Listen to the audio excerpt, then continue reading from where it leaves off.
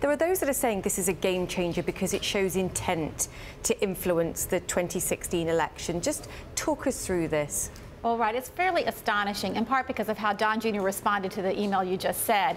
He's being told that they have potentially information that could be bad for Hillary, and he responds, "I love it," especially for later this summer, right?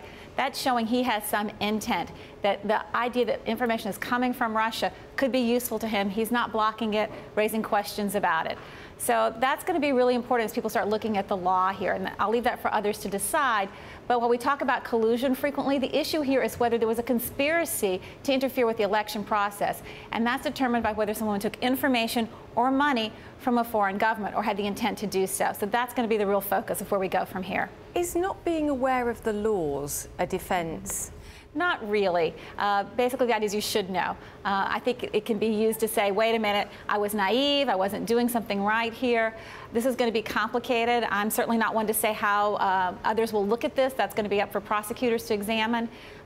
Remember that Don Jr., he's an advisor, but he's not part of the campaign. Others present at the meeting, Jared Kushner, Donald Trump's son-in-law, top advisor, and Paul Manafort, indeed the campaign manager at the time, were both present. So I don't think saying that they shouldn't have known probably will fly. We also don't know exactly what they were told. This email went to Don.